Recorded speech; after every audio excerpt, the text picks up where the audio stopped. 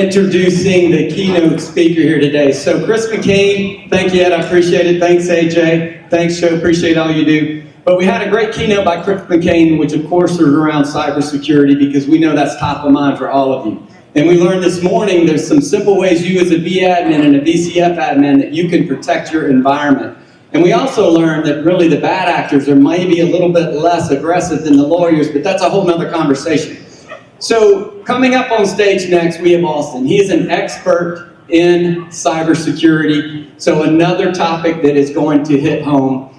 And he has not only does things with ValiCyber as obviously the CTO and co-founders you can see up here, but he gives back to the community as well. He has open source project, one of them called Security Perf. So he has given back to the open source community, which is a good thing to do, and that's something that you can check out as well.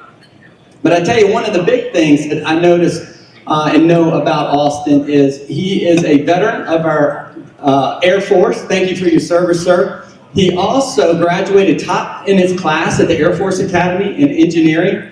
He has got a computer science degree from MIT, and he's also the inventor of ZeroLock, that you're going to be hearing about today. So it's a pleasure to welcome to the stage CTO founder, Austin Gadient. Big round of applause. Austin, the crowd's ready to be wild with all your knowledge here, so take it away. Thanks, Brad. That was a heck of an introduction.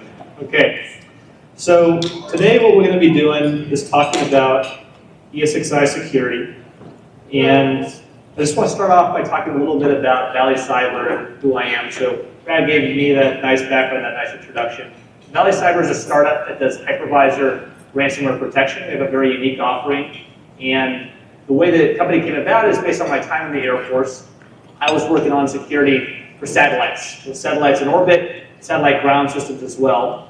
And it turns out satellites run Linux operating systems. So I was really doing defensive Linux security. And I was trying to apply different commercially available tools to these systems to protect them, and we ran into a ton of issues. Stability issues, performance issues. So ValiCyber started as a company focused on Linux security. And as we grew, our customers asked us to protect hypervisors as well. And so we developed a very exciting offering for protecting hypervisors, which we'll talk about, called ZeroLock. Before we talk about how to defend systems, I want to talk about attacks, because we really need to understand how to attack a system, because that's the only way you can really effectively know how to defend a system. And so with that, let's talk about hypervisor security. So VMware ESXi is by far the most targeted hypervisor by threat actors. One of the big reasons is Broadcom and VMware are the market leaders. So they have the most hypervisors out there. If you're a ransomware actor or a threat actor, you're going to want to go after the system that is most common, because at the end of the day, you want to spend time building malware that is going to affect the most systems possible. Now, another big motivator is ransomware. So we talked about ransomware previously today, but ransomware is a huge motivator for ESXi targeting threat actors, because they recognize that if they break into the hypervisor, they can encrypt the VMDK files, the virtual hard disk files. And so when they do that, all of an organization's VMs basically go offline at the same time. That organization is going to be highly motivated to pay that ransom because of the nature and how devastating that attack is. So a good example of that is the MGM breach. We'll talk about MGM quite a bit in this presentation. Chris talked about it a little bit this morning for us. Another more sophisticated type of attack, this really affects what we've seen, at least historically, is going to be the defense industrial base and government organizations. This is a nation-state level attack, where the attacker is going to break into the hypervisor. They're going to install malware inside the hypervisor and dwell there for a long time. And the reason they target ESXi is because they recognize historically ESXi hasn't had any sort of runtime protection or detection capabilities on the hypervisor itself, which allows attackers to get on there and dwell for a long time, launching further attacks into the network. And so MITRE was breached with this sort of attack by threat actors out of China. That happened in May of 2024. And MITRE is a very well-respected organization in security. If they're having a hard time securing their hypervisors, most other people are too. And then recently, we had those CVEs dropped from Broadcom, those VM Escape CVEs. I think that was about 2 weeks ago. That was a pretty nasty one where attackers could take those vulnerabilities and chain them together to break out of a virtual machine and get into the hypervisor and launch more of those sophisticated attacks that we were talking about, or launch ransomware. So what ValiCyber has done is release this first protection available for hypervisors that runs on the hypervisor itself. And I want to talk about how threat actors get into the hypervisor in the first place. So the three big things are going to be credential compromises, number one. This typically affects organizations where a system administrator has been phished, or there's been some sort of social engineering attack that's affected a sysadmin. And it allows the attacker to log into vCenter, turn on SSH, log into ESXi through the SSH sessions, and then launch the ransomware. This is a very common attack pattern, and it results from compromised credentials. Now, another type of attack is going to be a misconfiguration issue. So what attackers are typically going to take advantage of here is a misconfiguration of the firewall. Often, there's a problem with network segmentation, where hypervisors are exposed on networks they shouldn't be exposed on. And the most egregious examples, we have hypervisors that are exposed on the open internet. We also have examples of just corporate networks where the hypervisors might be accessible from networks where they shouldn't be. Now that combined with a vulnerability is a really bad thing, because if there's a CVE affecting those hypervisors, maybe they haven't been patched, and are not totally up to date, then the attacker can take advantage of that CVE, break into the hypervisor, and if they have the ability to see the hypervisor from the public internet or from some other vantage point, it makes it very easy for them to exploit that CVE. So the first attack we're going to talk about is ESXi args that use that combination of misconfiguration and CVE, or vulnerability, to attack systems. So this was an attack that happened in February of 2023. And essentially what happened is threat actors used a CVE from 2021. That CVE affected the SLP daemon. So the SLP daemon is a remote service that runs on ESXi hosts, and it's a two-step exploit. Essentially what attackers do is they leak information out of the SLP process, and they exploit the memory of that process to run remote code execution. So remote code execution is basically the attacker is sending bits and bytes over the network, exploiting that process on the ESXi host that allows them to execute whatever code they want. So then they can execute ransomware if they want to. So let's see what this attack actually looked like in action. We're going to have a video here. And in this video, we have an ESXi 7 system. It's vulnerable to this SLP vulnerability from 2021. It's got 3 VMs on it: Frodo, Gimli, Gandalf. I'm a big Lord of the Rings nerd, so that's why I picked those names. And we've got 2 screens right here. On the left, we have a netcat listener. So this is where the attacker is going to listen for a remote shell, where the attacker is going to be able to run shell commands inside of the ESXi hypervisor after they run the exploit. And on the right, they're going to run that exploit. Now you can see on the left, it's queued up that uname-a command. So that queued up command will show us that we're actually running on the hypervisor after the exploit completes. And again, this is a 2-stage exploit. So the first thing the attacker is going to do is leak memory out of that SLP process. Once they've done that, they're going to try to execute this series of commands right here, this make nod TMT pipe backpipe command. This is going to execute that reverse shell and allow the attacker to connect back to the netcat listener and then execute arbitrary commands. So the exploit's going to run just a little bit longer. It takes a bit of time. There are quite a few packets that need to be sent to leak the data from the vulnerable SLP service. But eventually what's going to happen is we're going to leak address information of code inside that SLP process that the attacker wants to execute. And using that code, the attacker can then execute that series of commands, the make nod command, the netcat command, that allows them to establish that reverse shell. You can see they've just leaked a bunch of address information for libc, system, a bunch of different code within the context of that SLP process, which is going to allow them to exploit the vulnerability. So now the exploit runs pretty quickly, and from here, our uname-a command is going to execute there on the left here shortly. There we go. So the attacker now has root level access to this hypervisor. All they needed to do was see that vulnerable SLP service on the network. So now what the attacker is going to do is download ransomware using the wget command, and they're going to execute that ransomware. That ransomware is ESXi, so it's going to encrypt the VMs on that system. The first thing it does is it tries to kill different VM processes to unlock the VMDK files locally on that system. And we can see if we ls this VMFS directory for the Gimli VM, it's got this .orange extension. So that .orange extension means the file has been encrypted. And so if we try to go back to the management console, we're going to see that the file's been encrypted and that VM, Gandalf, Gimli, any of these VMs, none of them are going to run. It's because the original VMDK file is missing. All that's left is the encrypted copy. So there you have it. That is how the ESXi ransomware attack worked. And the reason it was so successful, aside from people having unpatched systems, is the systems were on the public internet.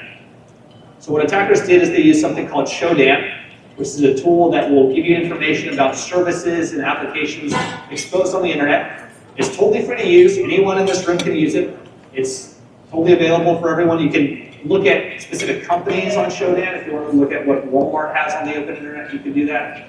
And Rapid7, the security group, around the time of this attack found that there were about 19,000 ESXi hosts on the internet that had this vulnerability affecting them.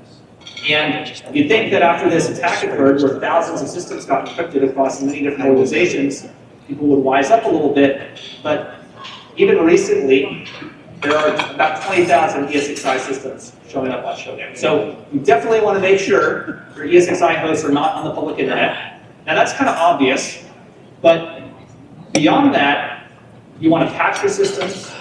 You want to make sure you have firewalls set up effectively, not only for the public internet, but within your own internal networks. Because the next attack we're going to talk about is one where threat actors break into the corporate internet, move laterally to attack the ESXi systems.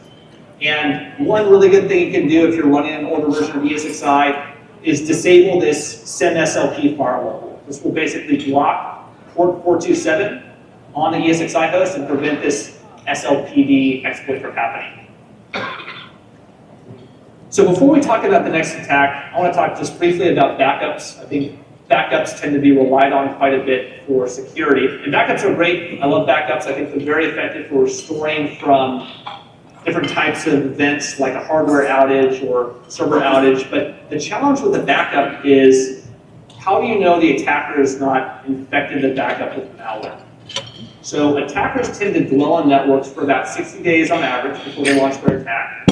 So if you're backing up or restoring from a backup, you have a couple different options. You can try to scan the backup, make sure it's clean. This is typically difficult to do. It requires some forensic effort, some expertise. You might not have the resources to do that yourself, or it's very time consuming. So the other options are use the backups you have. You can use a newer backup, which is less data loss, but greater risk that the attacker is in the backup itself.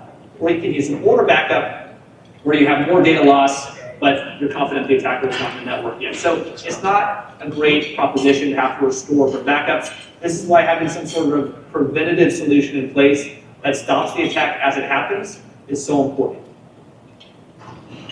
So the next attack we're going to discuss is MGM.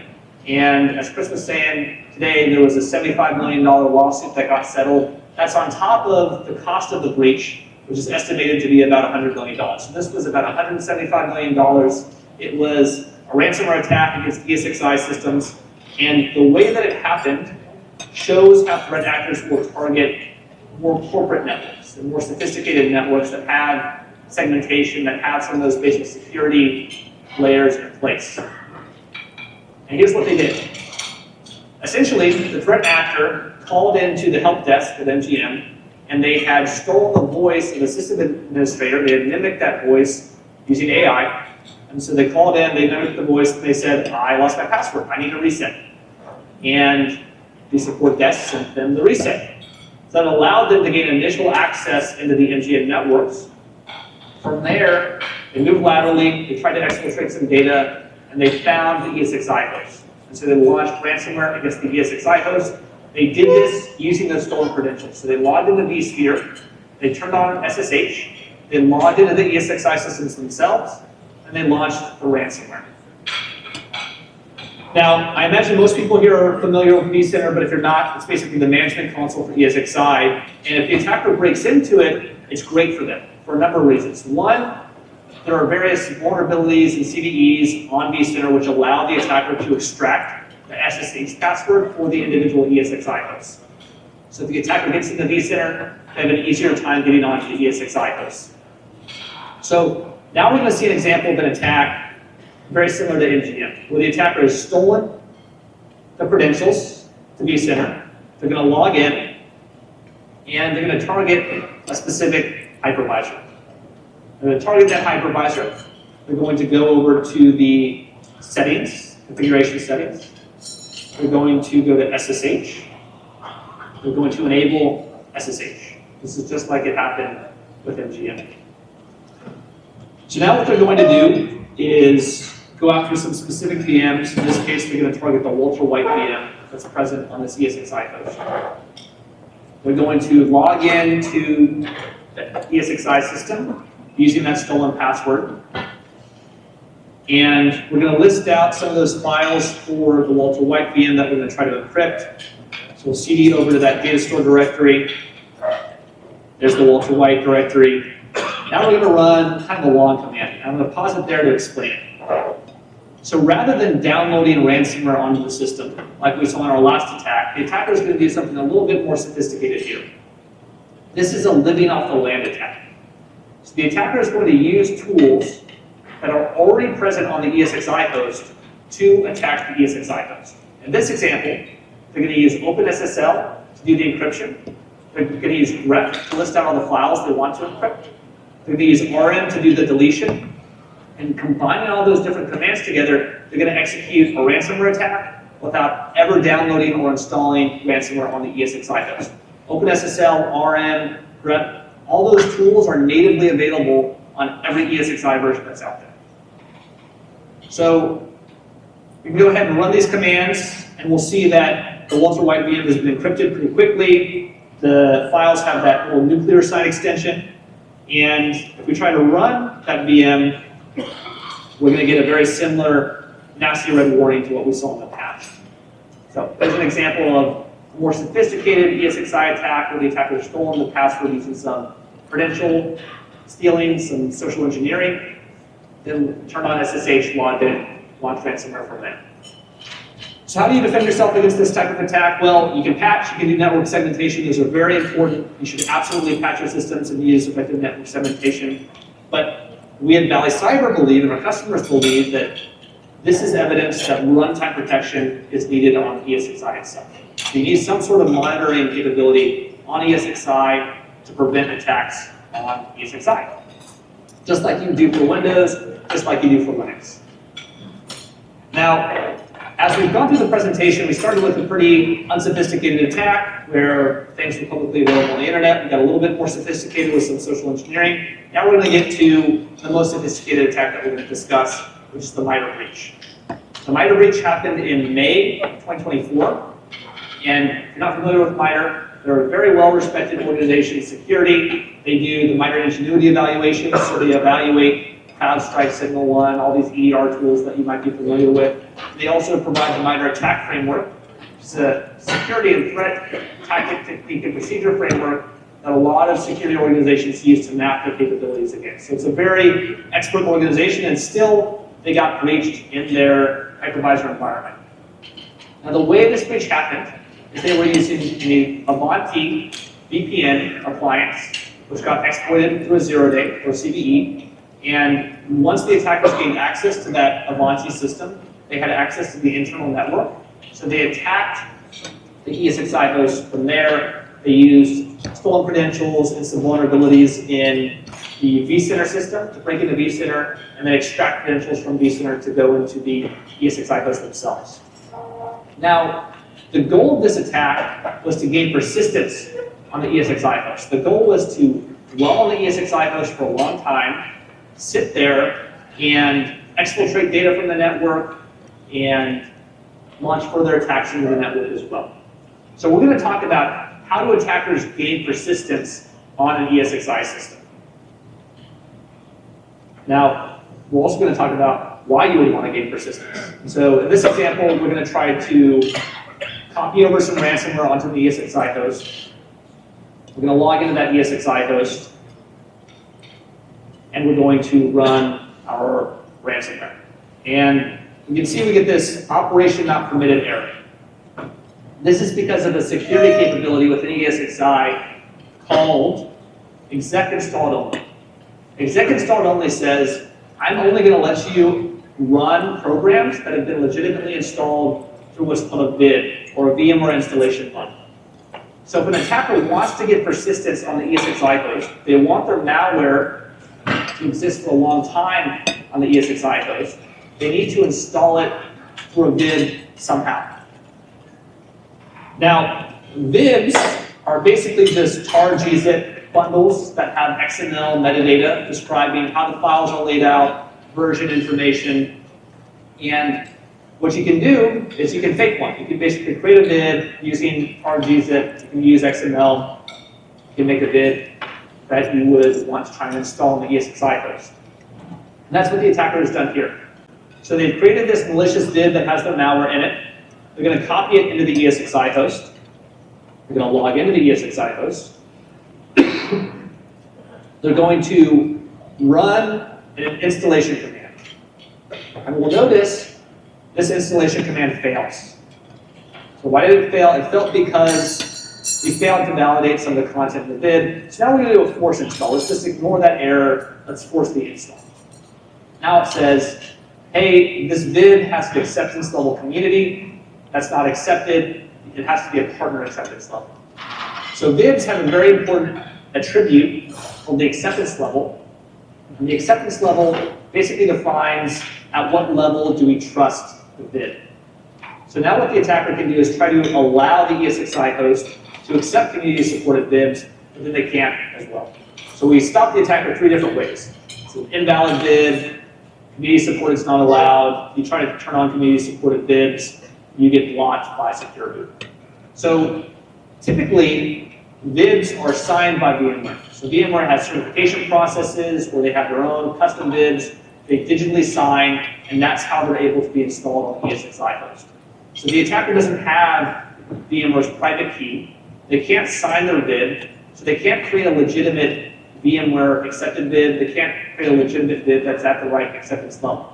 So how do we get this thing to accept a community-supported VID? A secure boot is enabled. The secure boot is a BIOS setting. I want to disable that after getting to the BIOS. That's not something I can easily do as a remote attacker who doesn't have physical access to the box. Well, it turns out that ESXi, which is the command used to install VIDs, is a Python script.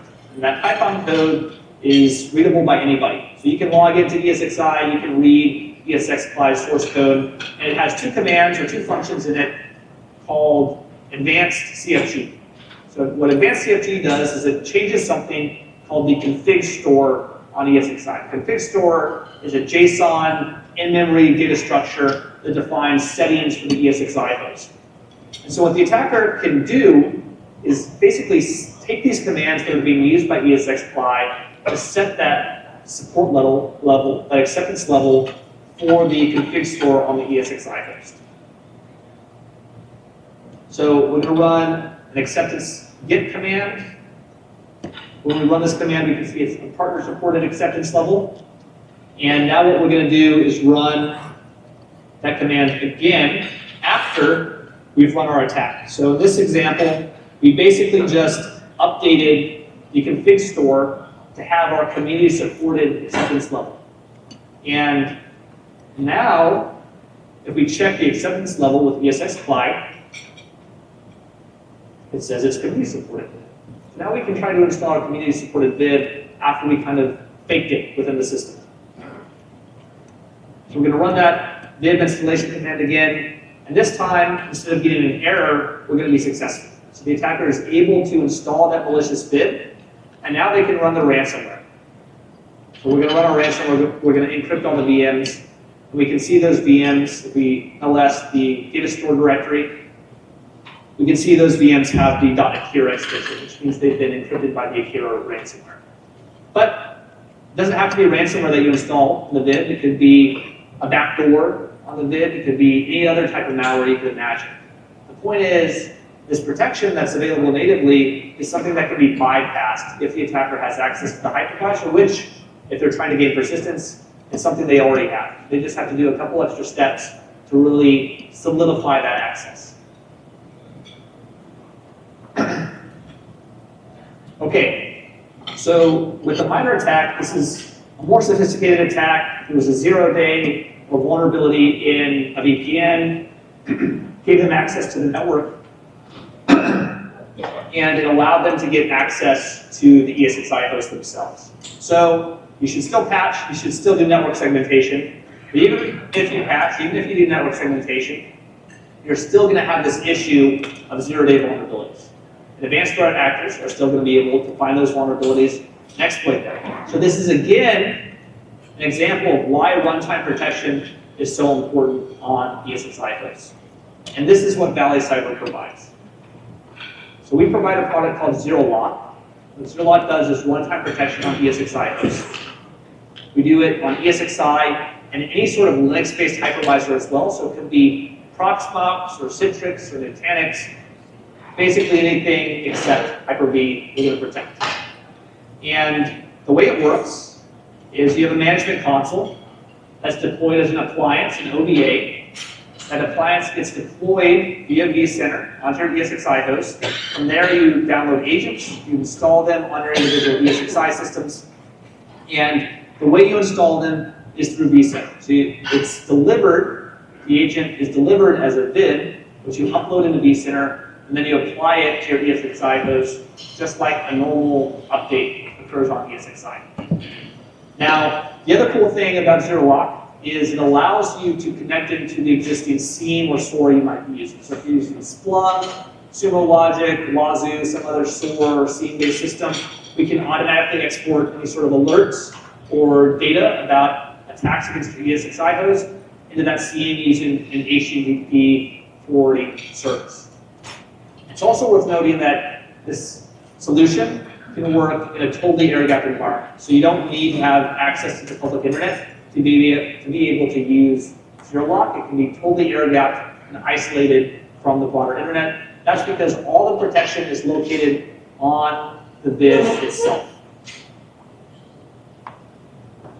So what sort of protection do we provide?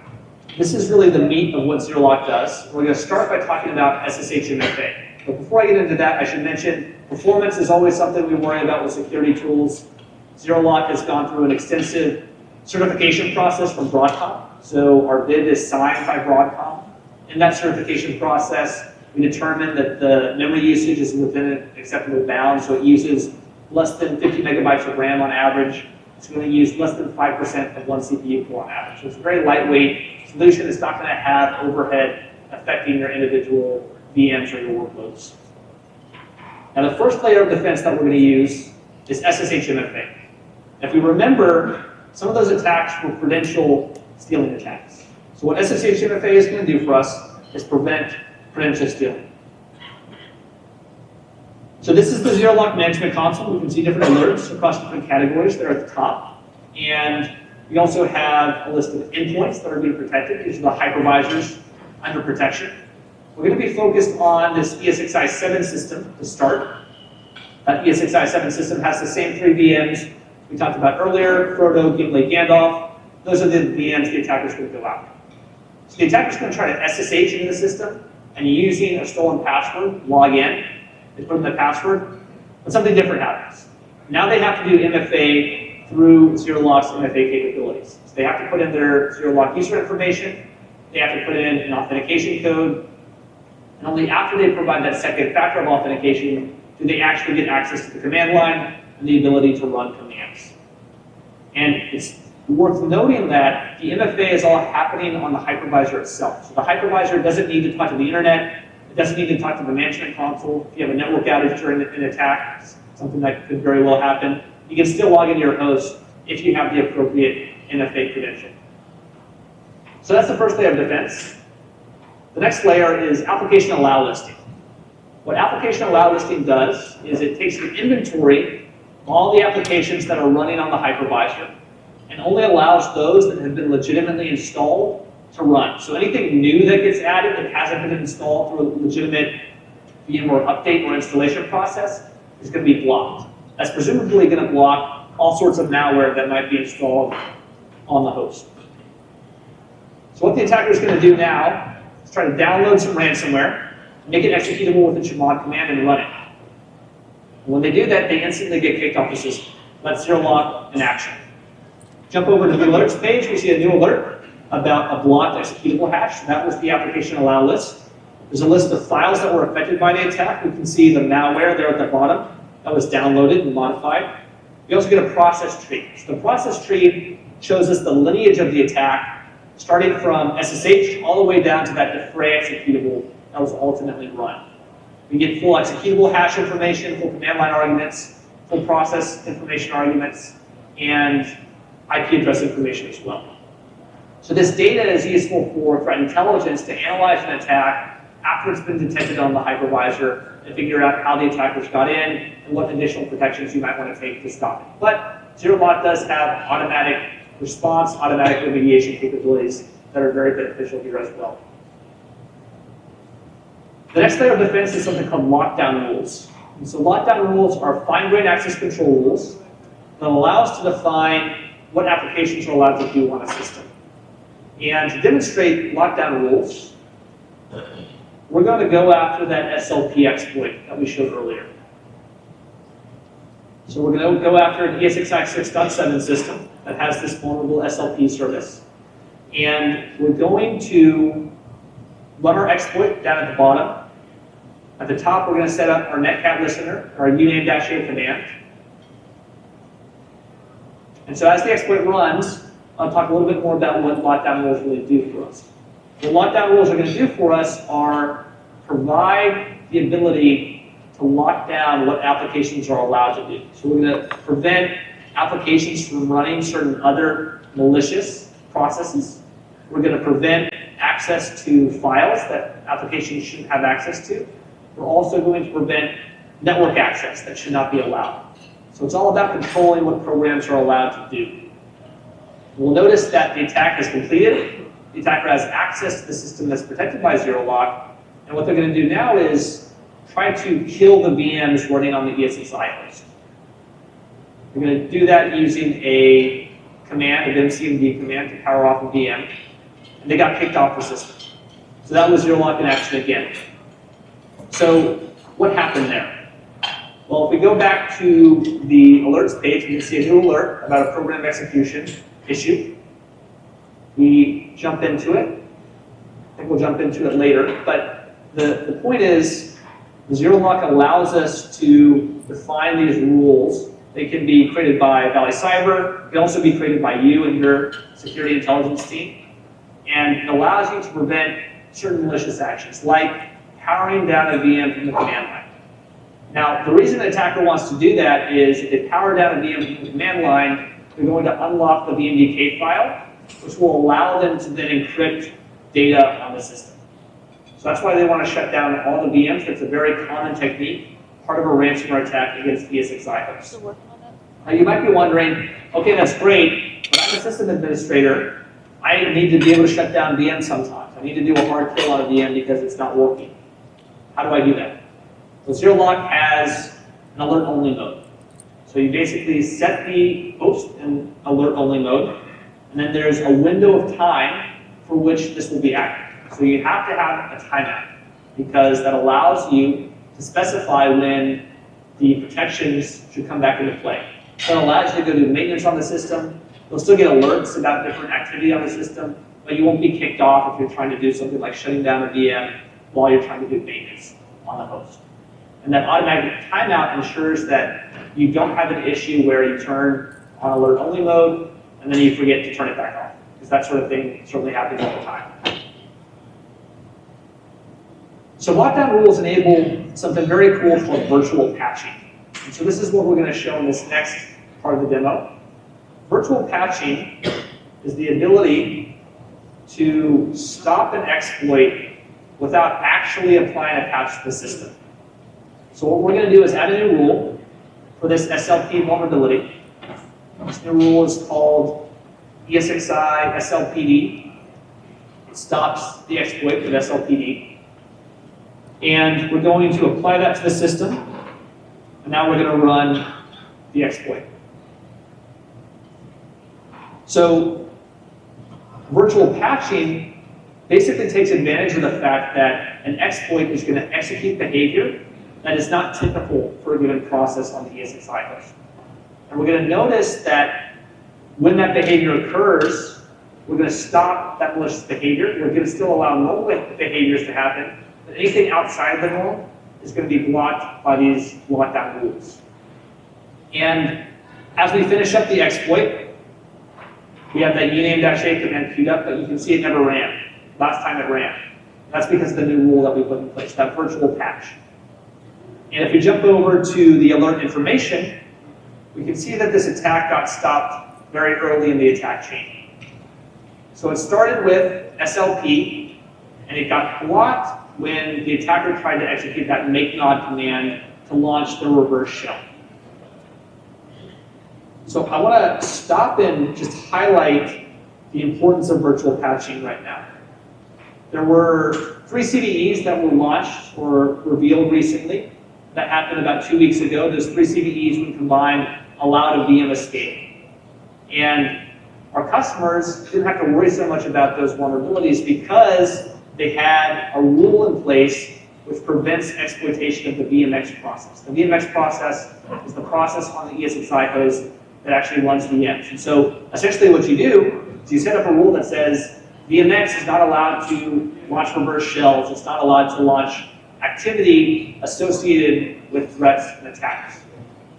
When you have that in place, it allows you to patch a system at a time that makes sense for your IT organization. You don't have to run around like your hair's on fire every single time a new CVE comes out because you already have a mitigation in place.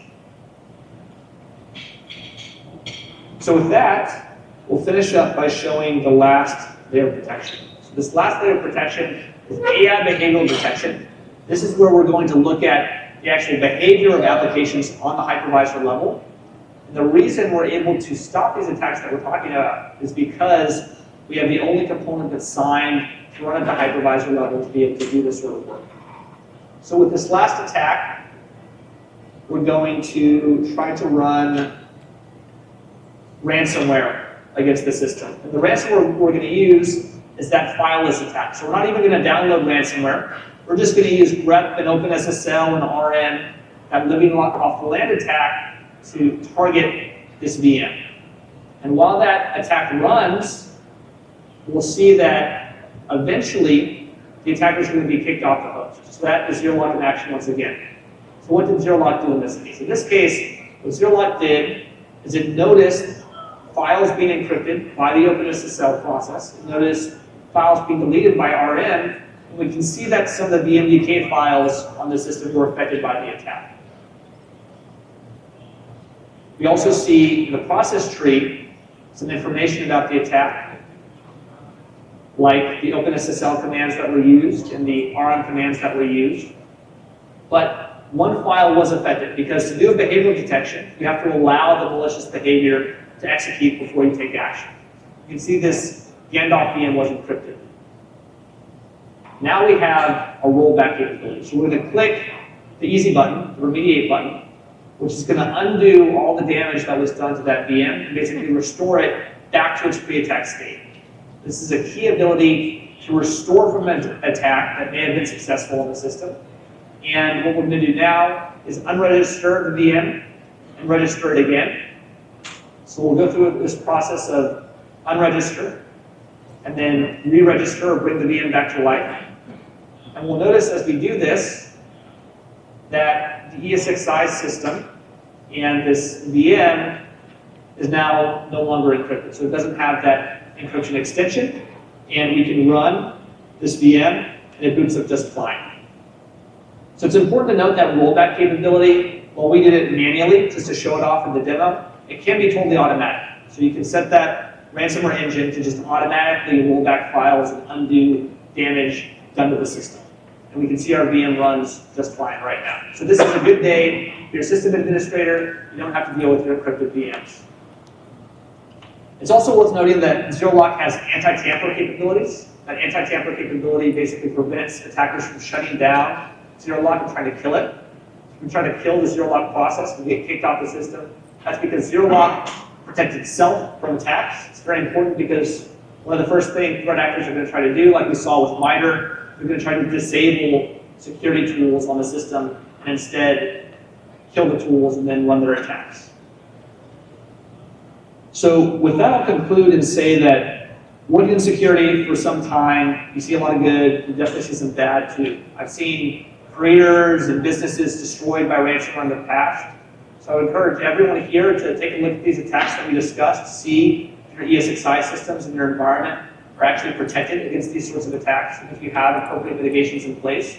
And a great way to start that is with Shodan. Shodan is going to tell us whether our ESXi hosts are exposed on the public internet or not. And you can use these QR codes to get started with that. You can create a Shodan account, and you can even determine specific resources for your organization based on domain or IP address. And again, it's totally free to use. I don't get anything from Shodan for doing this. I think Shodan is just an awesome tool. So with that, I'll open it up to any questions. All right, do you have any questions for Austin here? All right, but while I'm walking over here, show of hands who has any of those, vSphere, ESXi on Shodan. Show of hands if you've got, no, I'm kidding, don't raise your hand on that, people. Y'all all passed. Got a question on the SSH MFA. Is there like a break glass, because say your internet is down, or depending on you can't get to your MFA for disaster reason, is there a break glass to get in to get your ESX host back? So the MFA is done through a cell phone-based authenticator. So as long as you have the cell phone, you should be able to log in. Break glass scenario would be to basically disable the ESXi protection on that system. We have a way to do that. There's a special command you can run to disable the agent for a small period of time to allow you to do that login if you have some sort of outage that prevents you from accessing your phone or accessing that QR code. All right, thank you. One more down here. We've got time for more than one, so be thinking of your next question.